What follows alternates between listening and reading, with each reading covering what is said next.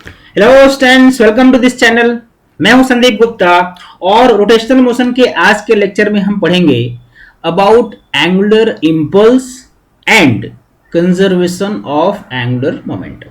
ठीक है, ये दोनों ही बहुत इंपॉर्टेंट टॉपिक है। एंगुलर इंपल्स पे बहुत सारी कंफ्यूजन हो जाते हैं बच्चों को, उसको मैं आज बहुत अच्छे से समझाऊंगा विद प्रॉपर एग्जाम्पल। और फिर कंजर्वेशन ऑफ एंगुलर मोमेंटम पे भी हम लोग कुछ एग्जाम्पल डिस्कस करेंगे, ये भी बहुत इंपॉर्टेंट टॉपिक है ना, सिर्फ इस चैप्टर के लिए नहीं। कंजर्वेशन ऑफ एंगुलर मोमेंटम हम लोग फिजिक्स में बहुत सारे चैप्टर्स में यूज करते हैं और इससे क्वेश्चन आसान भी हो जाते हैं।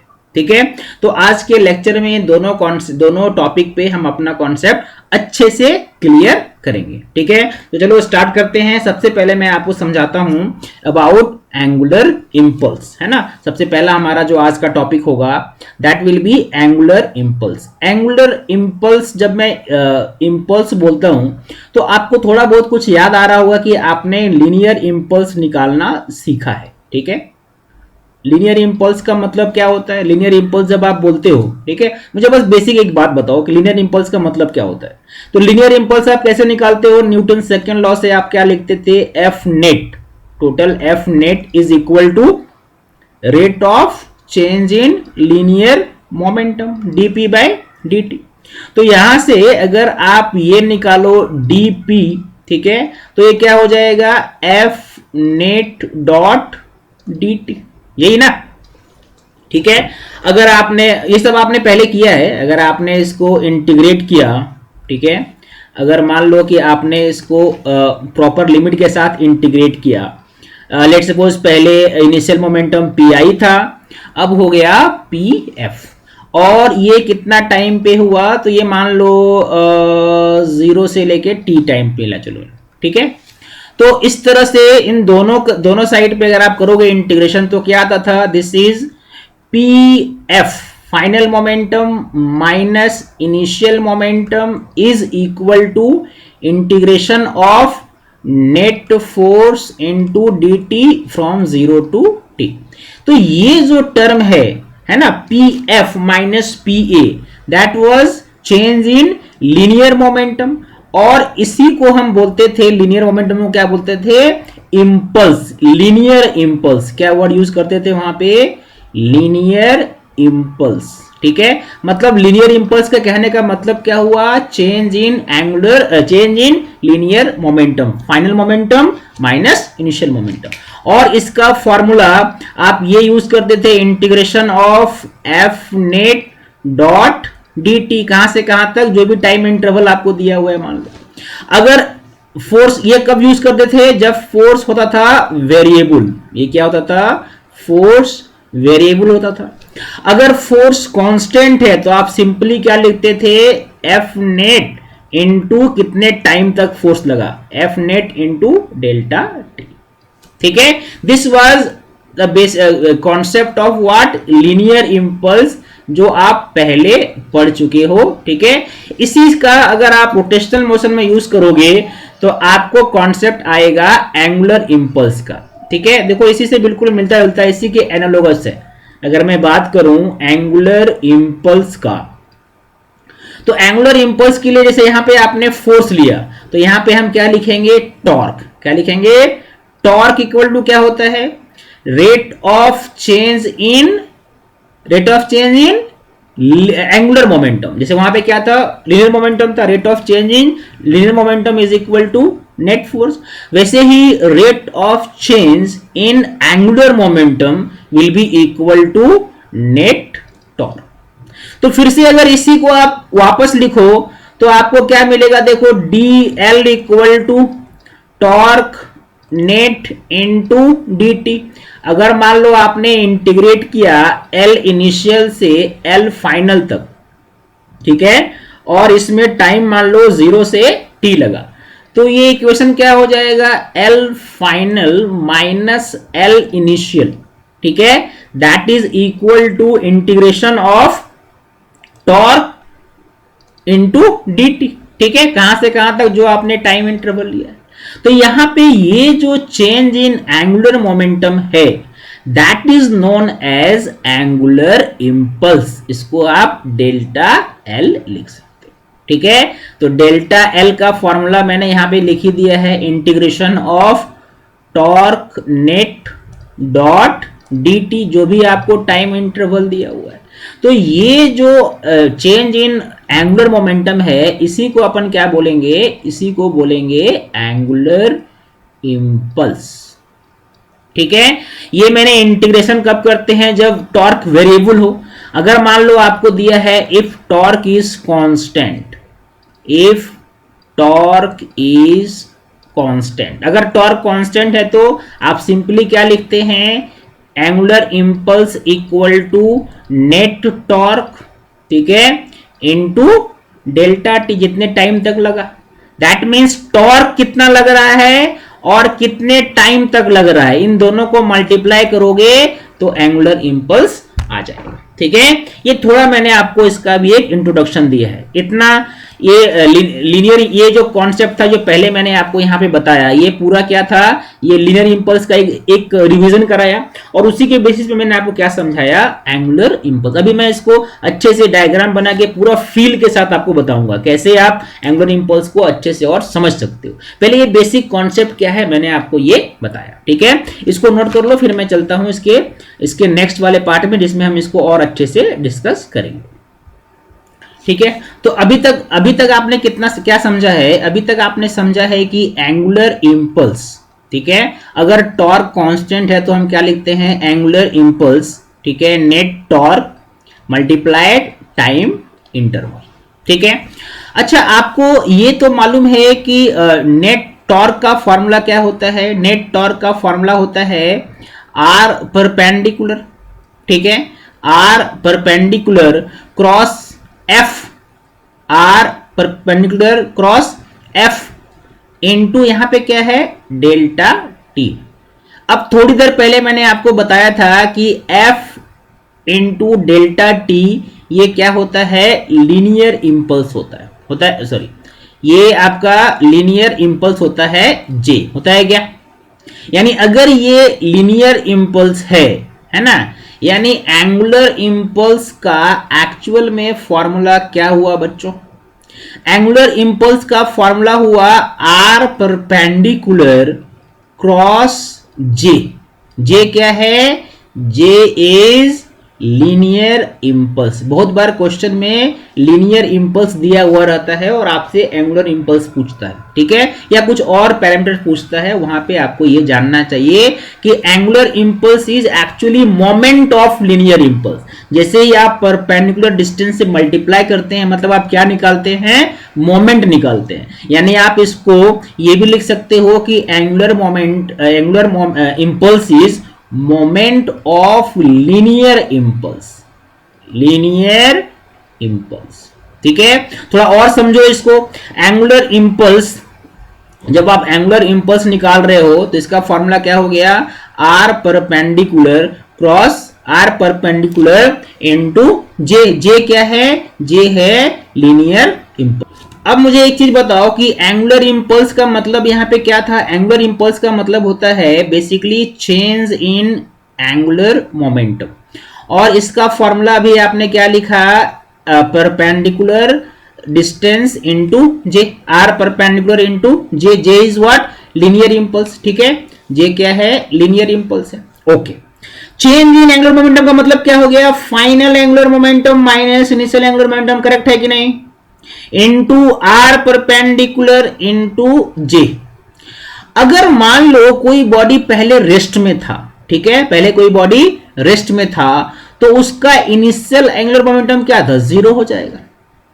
तो उस कंडीशन में ये इक्वेशन क्या हो जाएगा, final angular momentum is equal to are perpendicular into J. ठीक है, और आपको मालूम है एल का फॉर्मूला क्या होता है, आई ओमेगा। तो मान लो एल एफ के जगह में मैं लिखता हूं I into omega is equal to are perpendicular into J. तो अगर आपको ओमेगा निकालना है तो क्या यूज करोगे, R perpendicular into J divided by I. देखो इसमें आपको बहुत सारे क्वेश्चंस मिल जाएंगे। क्या क्वेश्चन है, क्वेश्चन मिलेंगे कि अगर मान लो किसी बॉडी को आपने जे इंपल्स दिया, ठीक है, जे लीनियर इंपल्स दिया, और कहां पे दिया, तो आर दिया रहेगा, इतना डिस्टेंस पे दिया, परपेंडिकुलर डिस्टेंस आपको दिया रहेगा। तो बताओ कि बॉडी में कितना एंगुलर वेलोसिटी आएगा, what will be angular velocity of the particle. ठीक है, ये निकालने के लिए बहुत ही इंपॉर्टेंट फॉर्मूला है। अब मैं इसके एक दो एग्जांपल भी लेता हूं ताकि आपको ये और थोड़ा सा इसका फील आए। फिलहाल आप ये फॉर्मूला याद करो कि angular velocity equal to are perpendicular into j upon I. ठीक है, ये क्लियर हुआ थोड़ा सा। अच्छा, अब देखो मैं इसमें एग्जांपल ले, ठीक है। अब चलो एक कंडीशन करते हैं डिस्कस। लेट सपोज कि आपके पास कोई भी एक आर्बिट्ररी शेप का कोई एक बॉडी है, ठीक है, जिसका यहां पे मान लो सेंटर ऑफ मास है, और इसको आपने एक इंपल्स दिया है जो सेंटर ऑफ मास को ऐसे क्रॉस कर रहा है। ठीक है, यहां पे आपने इंपल्स दिया जे, ठीक है, तो centre of mass v velocity से आगे जाएगा। लेकिन देखो ये अगर ये घूमता तो सेंटर ऑफ मास के अबाउट घूमता, तो जे का सेंटर, जे जो है जो आपने इंपल्स दिया है वो सेंटर ऑफ मास को इंटरसेक्ट कर रहा है ना।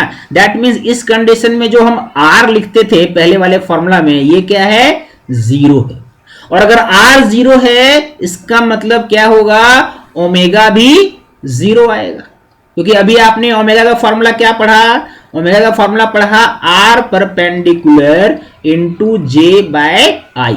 लेकिन चूंकि आप जो इंपल्स दे रहे हो वो सेंटर ऑफ मास को ही क्रॉस कर रहा है ना। इसका मतलब ये हुआ कि अगर आपने ऐसे इंपल्स दिया तो बॉडी में रोटेशनल मोशन प्रोड्यूस नहीं होगा। ठीक है, क्या प्रोड्यूस होगा इसमें, ओनली ट्रांसलेशनल मोशन। ठीक है, ये सब आपको ऑब्जेक्टिव में मिल जाएगा। Only translational motion will be produced. ठीक है, ओके। दूसरा कंडीशन देखो, चलो मान लो कि आपने, सेकेंड कंडीशन लेता हूं, आपने क्या किया, आपने फिर से एक ऐसा एक बॉडी लिया जिसका सेंटर ऑफ मास यहां पे है मान लो, ठीक है, और इस बार आप क्या कर रहे हो, इस बार आपने इंपल्स ऐसे दिया है। ठीक है, आपने ऐसे इंपल्स क्रिएट किया। ये जो डिस्टेंस है परपेंडिकुलर है ना, ये परपेंडिकुलर डिस्टेंस है, ये मान लो आर दिया हुआ है। ठीक है, ये आपने इंपल्स दिया। अब देखो यहां पे आर है, यानी सेंटर ऑफ मास जो है, सेंटर ऑफ मास आगे तो बढ़ेगा ही, मतलब लीनियर मोशन तो प्रोड्यूस होगा ही होगा, उसके साथ साथ ये सेंटर ऑफ मास के अबाउट रोटेट भी करेगा। मतलब इस वाले कंडीशन में हम क्या लिखेंगे कि both translational and rotational motion will be produced. ठीक है, अब आप जानना चाहते हो कि ट्रांसलेशनल मोशन होगा तो उसका वेलोसिटी कितना होगा, है ना। मान लो कि आप ये निकालना चाह रहे हो कि ट्रांसलेशनल मोशन का वेलोसिटी कितना होगा, तो v इक्वल टू हम लोग क्या यूज करते हैं, v जब आपको निकालना होता, आपको मालूम है कि पहले ये रेस्ट में था, तो जो भी एंगुलर मोमेंटम, जो भी लीनियर मोमेंटम चेंज हुआ है ना, मतलब j डिवाइडेड बाय m कर दोगे, तो this will be the velocity of centre of mass. क्योंकि जो भी मोमेंटम है अभी mv है, पहले तो जीरो था, और जे क्या होता है, final momentum minus initial momentum. Initial momentum क्या है, जीरो है, तो फाइनल मोमेंटम क्या होगा, एम वी। अच्छा, और ओमेगा कैसे निकालोगे, तो ओमेगा निकालने का मैंने अभी यहाँ पे क्या बताया फॉर्मूला, ये जो आर दिया हुआ है, आर ऑलरेडी परपेंडिकुलर डिस्टेंस है ना, और ये कितना है, आर दिया हुआ है, that means r into j by I, that will be angular velocity produced by the, angular velocity produced in the form. ठीक है, बात समझ में आई। अच्छा, अब इसी में देखो, इसी का एक कंडीशन देखो कि मान लो इफ आर इज इंक्रीज्ड, क्या होगा, सोच के बताना। अगर आपने ये आर अभी यहां पे था ना, मान लो आप यहां पे फोर्स लगा रहे हो, आर यहां पे लगा रहे हो, आर आपने बढ़ा दिया, तो आर अगर बढ़ाओगे तो क्या बढ़ेगा, क्या ये v बढ़ेगा, v नहीं बढ़ेगा, v के फॉर्मूला में कहीं पे r नहीं है, क्या बढ़ेगा, ओमेगा बढ़ेगा, ओमेगा में r है ना, that means there will be no change. पहले तो आप क्या लिखोगे, there will be no change in the translational motion, है ना, ट्रांसलेशनल मोशन में या ट्रांसलेशनल जो वेलोसिटी है उसमें कोई चेंज नहीं होगा, लेकिन क्या चेंज हो जाएगा, but angular velocity will increase, angular velocity will increase. बात समझ में आ गई? मतलब अगर आपने ये r इंक्रीज किया तो एंगुलर वेलोसिटी इंक्रीज हो जाएगा, और अगर डिक्रीज किया तो एंगुलर वेलोसिटी डिक्रीज हो जाएगा। इसी को दूसरे तरह से अगर आपसे पूछा जाए कि अगर आपने r को इंक्रीज कर दिया तो जो ट्रांसलेशनल काइनेटिक एनर्जी है, क्या क्या बोला मैंने, ट्रांसलेशनल काइनेटिक एनर्जी, ये अनचेंज्ड रहेगा, इसमें कोई चेंज नहीं आएगा। लेकिन जो रोटेशनल काइनेटिक एनर्जी है, ठीक है, रोटेशनल काइनेटिक एनर्जी ये इंक्रीज हो जाएगा, क्योंकि हाफ आई ओमेगा स्क्वायर और ओमेगा यहां पे इंक्रीज हो रहा है। ठीक है, तो लिनियर इंपल्स, एंगुलर इंपल्स, इस पे बेस्ड जो केसेस होते हैं, कंडीशंस होते हैं, वो मैंने डिस्कस किया, एंड आई होप आपको इसका एक थोड़ा थोड़ा अच्छे से फील आया हो। ठीक है, देखो मैं एक प्रॉब्लम भी करता हूं, थोड़ा और अच्छे से समझोगे आप। ओके, अब देखो एक क्वेश्चन है कि मान लो एक सॉलिड स्फीयर है जिसका मास m है, रेडियस r है, यहां पे आपने एक लिनियर इंपल्स दिया है उसको j। ठीक है, क्वेश्चन है कि for what value of h, centre से कितना ऊपर, है ना, ये आपको इंपल्स देना चाहिए कि the sphere will roll without slipping. देखो ये रोलिंग मोशन मैंने भी नहीं पढ़ाया है, बट फिर भी आपको ये क्वेश्चन अच्छा क्वेश्चन था और एंगुलर इंपल्स से जुड़ा हुआ था, इसलिए मैंने ये क्वेश्चन लिया कि ये रोल करेगा विदाउट स्लिपिंग। दैट मीन्स ये ये आगे तो बढ़ेगा ही बढ़ेगा। मान लो ये अगर ये आगे बढ़ रहा है v स्पीड से और सेंटर ऑफ मास के अबाउट ये घूम भी रहा है, मान लो ओमेगा, एंगुलर स्पीड ओमेगा से, तो रोलिंग विदाउट स्लिपिंग के लिए कंडीशन क्या होना चाहिए, v is equal to omega r, है ना। इसके बारे में डिटेल में आप आगे बढ़ोगे, आगे और पढ़ोगे। अभी आप इतना जान लो कि कोई बॉडी अगर प्योर रोलिंग में है, मतलब रोलिंग विदाउट स्लिपिंग, तो उसका v equal to omega r होना चाहिए, जहां पे v क्या है, लिनियर स्पीड, और ओमेगा क्या है, घूमने का स्पीड। ठीक है, ओके। तो इस कंडीशन में कहते हैं कितना आपको कहां पे जे लगाना चाहिए कि ये कंडीशन अचीव हो जाए, v should be equal to omega r। अब आपको मालूम है कि v का फॉर्मूला मैंने आपको क्या पढ़ाया अभी, v इक्वल टू होता है, v का फॉर्मूला अभी मैंने क्या बताया, v equal to j by m, और ओमेगा का फॉर्मूला क्या बताया, j इंटू r, r यहां पे परपेंडिकुलर डिस्टेंस है जो कि आपको h दिया हुआ है क्वेश्चन में, तो j इंटू h बाय आई। अब इन दोनों का वैल्यू अगर यहां पे पुट कर दो तो बहुत ही 30 सेकंड से कम टाइम में आप ये इस क्वेश्चन को आंसर कर सकते हो कि j by m equal to j into h by I, ये ओमेगा है, इंटू r। यहां पे j और j कैंसिल हो रहा है। ठीक है, तो क्या आया, 1 by m equal to h by I, क्या होता है सॉलिड स्फीयर का, 2 by 5 m r square, 2 by 5 m r square into r, m को भी कैंसिल कर दो, एक r कैंसिल हो जाएगा, और आपको h चाहिए था ना। ठीक है, देखो h चाहिए था, ये क्या हो गया इधर, this will be h is equal to 2 ऊपर जाएगा 5 नीचे, 2 बाय 5 r। यानी अगर इस हाइट पर आपने कोई भी इंपल्स दिया, कितना इंपल्स दिया उससे मतलब नहीं है, कोई भी इंपल्स दिया, then the body will roll without slipping, that means v should be equal to omega.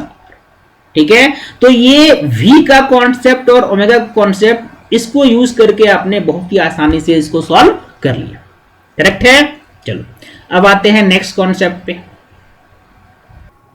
Okay, चलो अब डिस्कस करते हैं about very important concept of conservation of angular momentum.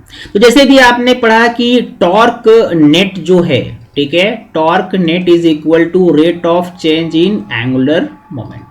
तो बहुत ही आसानी से आप समझ सकते हो कि मान लो किसी बॉडी पे कोई एक्सटर्नल टॉर्क नहीं लग रहा है, there is no external torque, तो इस कंडीशन में हम क्या लिख सकते हैं, dl by dt equal to 0। और डिफरेंशिएशन किसका 0 होता है बच्चों, जो कांस्टेंट होता है। मतलब अगर ये 0 है तो हम यहाँ पे क्या लिख सकते हैं, L इज कांस्टेंट। L क्या है, कांस्टेंट।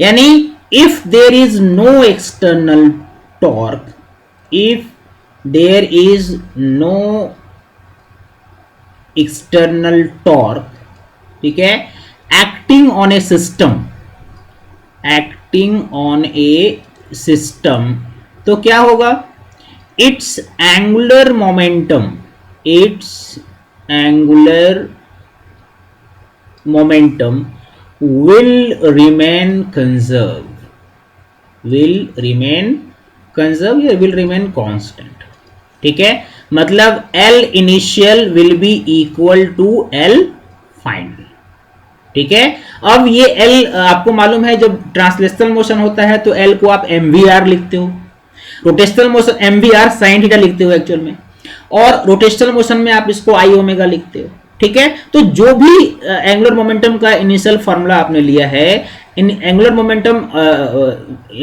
इनिशियल एंगुलर मोमेंटम और फाइनल एंगुलर मोमेंटम दोनों किसी भी एक्सिस के अलोंग अगर आप निकालोगे, सेम एक्सिस लेना है ना, linear angular momentum about A B अगर आपने लिया एक्सिस, तो फाइनल मोमेंटम भी जब आप लोगे तो ए बी के ही अलोंग निकाल के दोनों को इक्वल करोगे। यानी इसमें बहुत सारे क्वेश्चन जो है आसानी से सॉल्व हो जाएंगे, और इसके आपको बहुत सारे प्रैक्टिकल एप्लीकेशन भी मालूम है, ठीक है। जैसे आपने देखा है कि जो वाटर डाइवर्स होते हैं, आपने देखा होगा पानी में जब वो जंप करते हैं तो बीच में अपने अपने बॉडी को क्या करते हैं, कॉन्ट्रैक्ट कर लेते हैं, ठीक है। उससे क्या होता है कि आपको मालूम है कि एंगुलर मोमेंटम का जो फॉर्मूला होता है रोटेशनल मोशन में क्या होता है, आई ओमेगा। तो जब वो अपने बॉडी को कॉन्ट्रैक्ट कर लेते हैं तो आई कम हो जाता है, और अगर आई कम हो गया, ठीक है, अगर आई कम हो गया तो क्या बढ़ जाएगा, ओमेगा बढ़ जाएगा, क्योंकि एल तो कांस्टेंट रहना है। तो एल अगर कांस्टेंट है, मतलब अगर आपने I one omega one is equal to I two omega two है, तो इसमें अगर आई कम कर देंगे तो ओमेगा बढ़ जाएगा। तो हवा में वो ज्यादा कलाबाजी दिखा सकते हैं, है ना, उनको ज्यादा पॉइंट मिल सकता है, और वापस जब वो वाटर में हिट करते हैं तो फिर से अपने आप को स्ट्रेच कर लेते हैं। उससे क्या होता है, उनका मोमेंट ऑफ इनर्शिया फिर से बढ़ जाता है, और जैसे ही मोमेंट ऑफ इनर्शिया बढ़ गया, ओमेगा कम हो जाता है, स्पीड कम हो जाता है, तो पानी में चोट उनको कम लगता है, ठीक है। ऐसे बहुत सारे एग्जाम्पल हैं जो आपको कुछ कुछ इस चैप्टर में भी मिलेंगे और कुछ कुछ नेक्स्ट चैप्टर में भी मिलेंगे। जैसे आपने एक एग्जाम्पल और आपको मैं बताता हूं, जैसे कि आप मालूम है कि सन के चारों ओर कोई भी प्लैनेट जो है वो इलिप्टिकल पाथ में मूव करता है, ठीक है। तो अगर इलिप्टिकल पाथ में मूव करता है और यहाँ पे क्या रहता है, यहाँ पे सन रहता है, तो मान लो कि प्लैनेट का मैंने दो पोजीशन लिया, ठीक है। एक पोजीशन मैंने यहाँ पे लिया, उसमें उसका स्पीड यहाँ पे v1 है, ठीक है, और ये मान लो ऐसे घूम रहा है, ठीक है, और दूसरा पोजीशन यहाँ पे लिया जहां पे इसका वेलोसिटी क्या है, v2 है। ये डिस्टेंस r1 ले लो, ये डिस्टेंस r2 ले लो। अब आपको मालूम है कि प्लैनेट सन के चारों ओर घूम रहा है, that is due to gravitational force, और ग्रेविटेशनल फोर्स होता है सेंट्रल फोर्स, उसके कारण कोई टॉर्क प्रोड्यूस नहीं होता है, और अगर टॉर्क प्रोड्यूस नहीं होता है तो कोई एंगुलर मोमेंटम में कोई चेंज नहीं आएगा। यानी अगर इस सैटेलाइट का मास मैंने m पकड़ा, तो जितना इसका एंगुलर मोमेंटम यहाँ पे है उतना ही यहाँ पे भी होगा, और यहाँ पे कितना है, देखो एंगल ये 90 है ना, तो यहाँ पे कितना है, यहाँ पे है mv2r2 sin 90, और यहाँ पे कितना है, mv1r1 sin 90, ठीक है। m कैंसिल करो, sin 91 हो जाएगा। तो एक्चुअल में आपको क्या मिला, v2r2 is equal to v1r1, that means v2 by v1 is equal to r1 by r2। यानी वेलोसिटी का रेशियो देखो डिस्टेंस फ्रॉम द सन के इनवर्स रेशियो में, मतलब यहाँ पे डिस्टेंस ज्यादा होगा तो ये वेलोसिटी कम होगा, यानी यहाँ पे वेलोसिटी क्या होगा, मिनिमम होगा, ठीक है। और यहाँ पे डिस्टेंस कम है तो यहाँ पे वेलोसिटी क्या होगा, मैक्सिमम होगा, जो आप पहले ही पढ़ चुके हो, है ना। तो केपलर का ये जो सेकेंड लॉ है ये एक्चुअल में कंजर्वेशन ऑफ एंगुलर मोमेंटम पे ही बेस्ड। ऐसे बहुत सारे कॉन्सेप्ट आप एग्जांपल ले सकते हो एंगुलर मोमेंटम, ठीक है। देखो मैं एक दो एग्जांपल यहाँ पे और लेता हूं, तब तक आप इसको नोट करो। ओके अब देखो एक बहुत ही सिंपल बट कंसेप्चुअल प्रॉब्लम मैंने लिया है, ठीक है। If the radius of earth is doubled, radius of the earth क्या किया आपने, डबल कर दिया, without any change in its mass, then what will be length of the day, ठीक है। मान लो अभी अर्थ का मास m है, ठीक है, और इसका रेडियस r है, और आपको मालूम है ये इस एक्सिस के अबाउट रोटेट कर रहा है, रोटेशन का स्पीड मान लो आपने ओमेगा ले लिया। तो अगर इसका रेडियस डबल हो गया, मतलब जो सेकंड कंडीशन है यहाँ पे इसका रेडियस क्या हो गया 2r, मास अभी भी उतना ही है, ठीक है।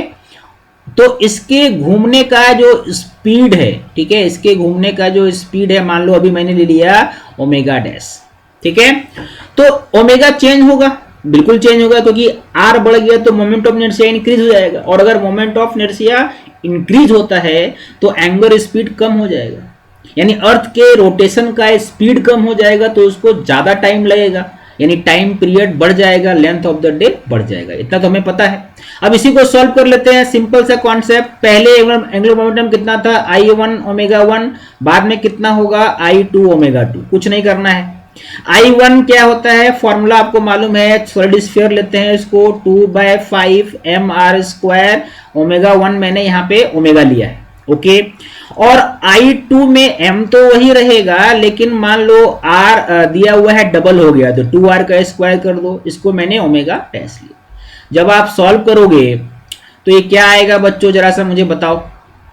ये आपका आ जाएगा ओमेगा इक्वल टू, ठीक है, दिस इज 4 ना, 4 इंटू ओमेगा डैश, मतलब जो नया स्पीड ओमेगा डैश होगा ये ओमेगा बाय 4 होगा, मतलब पहले से 4 गुना स्पीड कम हो गया, तो स्पीड 4 गुना कम हो गया तो टाइम पीरियड 4 गुना बढ़ जाएगा, और क्या है ना। टाइम पीरियड का फॉर्मूला क्या होता है, टाइम पीरियड का फॉर्मूला होता है 2 पाई बाय ओमेगा, मान लो टी डैश मैंने लिखा, तो 2 pi by omega dash, omega dash कितना बोलता है ओमेगा बाय 4, और मालूम है कि आपको मालूम है अभी के कंडीशन में लेंथ ऑफ द डे क्या होता है 2 पाई बाय ओमेगा 24 आवर्स, यानी ये कितना हो गया 96 आवर। यानी अगर अर्थ का रेडियस डबल हो गया तो length of the day 96 hour. सोचो आपको कितना टाइम मिलेगा प्रिपेयर करने के लिए, है ना। एक दिन कितने घंटे का होगा 96, हम लोग 3-3 घंटे क्लास ले सकते हैं हर सब्जेक्ट का, है कि नहीं, उसके बाद भी बहुत टाइम बचेगा आपको, है ना। ओके अब देखो एक बहुत ही कॉन्सेप्चुअल कंडीशन ले रहे हैं जिसमें आपको बहुत सारे थ्योरेटिकल क्वेश्चन भी मिलेंगे और आपको एक नया कॉन्सेप्ट समझ में आएगा, ठीक है। क्वेश्चन बहुत ही सिंपल है कि मान लो ये एक टर्न टेबल है, टर्न, ठीक है, ये एक टर्न टेबल है, जो टेबल घूम रहा है, टर्निंग टेबल लिखता हूं चलो, ठीक है, और इस पे ये घूम रहा है ओमेगा नॉट के स्पीड से। इस पे एक आदमी जो है अपने हैंड्स को स्ट्रेच करके ऐसे यहाँ पे सेंटर पे खड़ा है, ठीक है। डायग्राम पे मत जाओ, बस भावनाओं को समझो। यहाँ पे एक आदमी है जो अपने दोनों हैंड्स को स्ट्रेच करके खड़ा है सेंटर पे, और टेबल घूम रहा है ओमेगा नॉट के स्पीड से, ओके।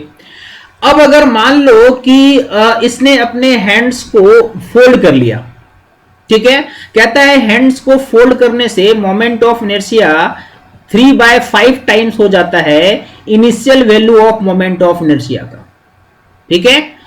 तो आपको आपसे क्वेश्चन पूछा जा रहा है what will B change in kinetic energy of the body, kinetic energy of the system, और अगर चेंज हो रहा है तो ये चेंज कैसे हुआ। एनर्जी में चेंज अपने आप तो होता ही नहीं है, तो इस चेंज को जस्टिफाई करके बताओ कैसे चेंज हुआ, ठीक है। सबसे पहली बात तो मालूम है कि अगर आपने हैंड्स को फोल्ड किया, इसमें कोई एक्सटर्नल टॉर्क लगा नहीं, ठीक है, क्योंकि बॉडी और टेबल दोनों मिला के एक सिस्टम है। बॉडी टेबल पे फोर्स लगाएगा, टेबल बॉडी पे फोर्स लगाएगा, कोई एक्स्ट्रा फोर्स नहीं लग रहा है, कोई एक्स्ट्रा टॉर्क नहीं है। तो अगर कोई एक्स्ट्रा टॉर्क नहीं है बच्चों, तो आप सबसे पहले तो आप ये लिख सकते हो कि this I1 omega 1 is equal to I2 omega 2.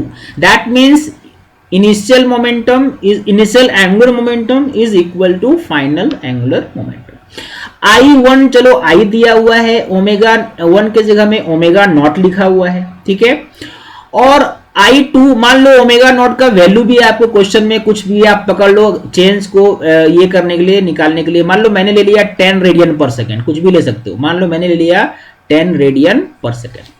तो ये आई ओमेगा नॉट है और I2 कितना दिया हुआ है, पहले का 3/5 हो गया इंटू ओमेगा, सिर्फ ओमेगा लिखते हैं इसको, आई कैंसिल कर दो, ओमेगा नॉट कितना दिया हुआ है 10 is equal to 3/5 into omega. तो नया स्पीड कितना हो गया बच्चों, 50/3, ठीक है, 50/3 रेडियन पर सेकेंड। अब एंगुलर मोमेंटम का चलो कॉन्सेप्ट से आपने एंगुलर स्पीड निकाल लिया, लेकिन मैंने इस क्वेश्चन में एक नया ऐड किया है concept of kinetic energy. Kinetic energy का फॉर्मूला आपको मालूम है ना क्या होता है, काइनेटिक एनर्जी का फॉर्मूला होता है हाफ आई ओमेगा स्क्वायर, ठीक है। तो एनर्जी में चेंज आया या नहीं, ऐसे जब बॉडी है ना आपने स्ट्रेच किया था और फोल्ड कर लिया तो एनर्जी में क्या चेंज आया, तो पहले चलो मैं इसको निकालता हूं, फिर मैं बाद में इसको जस्टिफाई करके समझाऊंगा कि ये चेंज कैसे आता है, ठीक है। तो सबसे पहले अगर हम बात करें चेंज इन काइनेटिक एनर्जी का, तो आप इसको क्या लिखोगे, kinetic energy final minus kinetic energy initial, ठीक है। चेंज का मतलब यही हुआ। अब इसका वैल्यू भी फाइंड कर लेते हैं। पहले हाफ फाइनल पे लेते हैं, फाइनल में कितना हो गया moment of inertia, this is 3/5 I. Omega कितना निकाला है आपने, 50/3 का ये होल स्क्वायर हो गया, माइनस इनिशियल कितना है, तो हाफ आई ओमेगा स्क्वायर, हाई आई और ओमेगा कितना था उसमें 10 था, 10 स्क्वायर। कितना आ जाएगा बच्चों, यहां पे मैं अगर हाफ इसको अगर पूरा अच्छे से लिखूं तो ये हाफ इंटू 3/5 आई, ये कितना हो गया 250, हाँ 2500 ना, 2500 डिवाइडेड बाय 3 माइनस 1/2 इंटू ये हो गया आई इंटू 100, ठीक है। चलो ये आपका करोगे तो इसको 5 से ये हो गया 500, ये हो गया 3 कैंसिल, दिस विल बी 250, कितना हो गया ये, दिस इज 250 माइनस ये कितना हो जाएगा 50, ठीक है, कट किया ना, 1/2 3, अच्छा हाँ यहाँ पे एक और 3 है, ठीक है, 3 स्क्वायर है ना, ये 9 है, दैट मीन्स 250/3, क्या आंसर आया 250/3 माइनस 50, ठीक है, और बाहर क्या है आई है, तो कितना हो जाएगा 100I/3। देखो काइनेटिक एनर्जी चेंज तो हुआ, इसमें कोई डाउट नहीं है ना, और ये चेंज ये वैल्यू पॉजिटिव में भी आया, मतलब फाइनल काइनेटिक एनर्जी ज्यादा है, काइनेटिक एनर्जी फाइनल ज्यादा है काइनेटिक एनर्जी इनिशियल से, ठीक है। लेकिन सवाल है कि ये चेंज कहां से हो गया, तो ये चेंज जैसे ही आप अपने हैंड्स को फोल्ड करते हो ना, तो आपके बॉडी ने है ना, आपके बॉडी मसल्स ने कुछ वर्क किया, बिना वर्क किए आप हैंड्स को फोल्ड नहीं कर सकते। तो हैंड को फोल्ड करने में जो आपने वर्क किया, जो आपने एनर्जी लूज किया, वही एनर्जी सिस्टम को मिल जाता है, और कितना एनर्जी मिला, तो 100I/3 जूल में आंसर आएगा, ठीक है। यानी अगर आपसे क्वेश्चन ये पूछा जाता, घुमा के पूछा जाता कि भाई इस प्रोसेस में आदमी ने कितना वर्क किया, हैंड्स को फोल्ड करने में कितना वर्क किया, तो भी आंसर यही आता 100I/3, ठीक है, समझ में आई बात। चलो, तो ऐसे आज के लेक्चर में आपने एंगुलर मोमेंटम के कॉन्सेप्ट को समझा, ठीक है, और एंगुलर मोमेंटम के कंजर्वेशन के कॉन्सेप्ट को समझा, और एंगुलर इंपल्स को समझा, ठीक है। तो अभी मैं ऐसा करता हूं, एक आपको क्वेश्चन देता हूं, आप इसको प्रैक्टिस करना, ठीक है। उसके बाद हमारा एक लाइव क्लास होगा इसके न्यूमेरिकल्स पे संडे को, ठीक है। उसके लिए आपको मैं इंस्ट्रक्शन दे दूंगा कितने बजे होगा, वो मैं आपको पोस्ट कर दूंगा, ठीक है, ग्रुप में। पहले आप इस क्वेश्चन को, एक क्वेश्चन देता हूं, उसको सॉल्व करके मुझे कमेंट करो क्या आंसर है। ओके, चलो देखो एक क्वेश्चन है, मैं क्वेश्चन को समझाता हूं कि एक रॉड है जिसका मास m है और लेंथ l है। इस रॉड के सेंटर पे दो छोटे से रिंग हैं जिनका मास स्मॉल m है ना, दोनों रिंग का मास स्मॉल m है। ये एक्सिस के एक लेफ्ट साइड में है, एक्सिस के राइट साइड में है। रॉड जो है वो ओमेगा नॉट स्पीड से घूम रहा है। ठीक है। ये जब ये घूमते घूमते ये रिंग जो है, दोनों रिंग स्लाइड करके एंड पे पहुंच जाते हैं। जो सेंटर पे रिंग था, एक लेफ्ट एंड पहुंच गया और एक राइट एंड पहुंच गया, ठीक है। तो अगर ये सेंटर से चल के रिंग जो है वो एंड पे पहुंच जाएंगे, तो उस कंडीशन में ओमेगा कितना होगा आपको ये बताना है, ठीक है। 4 ऑप्शन है ए बी सी डी, मुझे कमेंट करके बताओ कौन सा ऑप्शन करेक्ट है, ठीक है। तो thank you for watching this video. इसको प्रैक्टिस करो। संडे को हम लोग एक डाउट क्लास लेंगे, लाइव डाउट क्लास लेंगे इस टॉपिक पे, ठीक है। Okay, thank you very much.